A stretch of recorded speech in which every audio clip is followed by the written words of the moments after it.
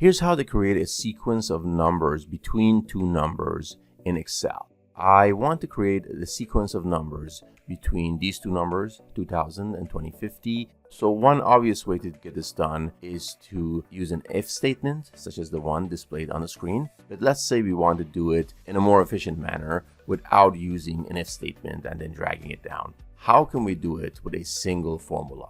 Fortunately, in Excel, there's an array formula that allows you to do exactly that. And that formula is the sequence formula, which is currently displayed on the screen. So I'm going to apply this. So I'm going to start with an equal sign, type sequence, open parentheses, second number minus the first one, plus 1, comma 1, comma, first value, that is the smaller one, and then comma 1. Now I'll just apply it by clicking on enter, as so. And as you can see, this sequence has been generated from 2000 all the way to 2050.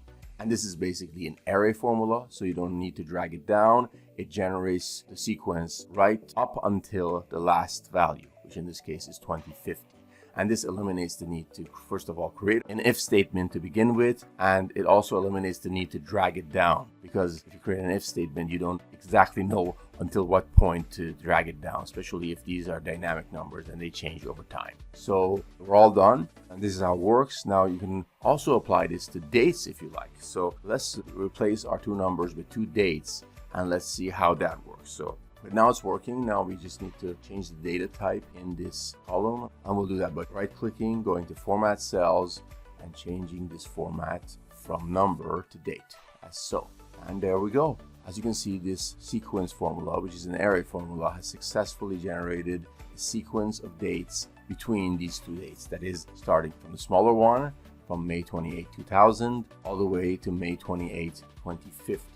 Let's validate that. Let's go all the way down. There we go. It's generated the full sequence and it stopped exactly at the last number. And this eliminates the need to have to go and drag a formula down up to you don't know which point in hopes that you capture the full range. And this is an array formula. It's very convenient and it does exactly what it's supposed to do. That is, it generates a sequence of numbers or dates between two numbers or two dates. And that's how it's done. I hope you found this video useful and got some value out of it. If you did, make sure to give this video a thumbs up. Also, if you're new to my channel and you haven't subscribed already, make sure to subscribe and also turn on notifications so you won't miss out on future videos. See you soon.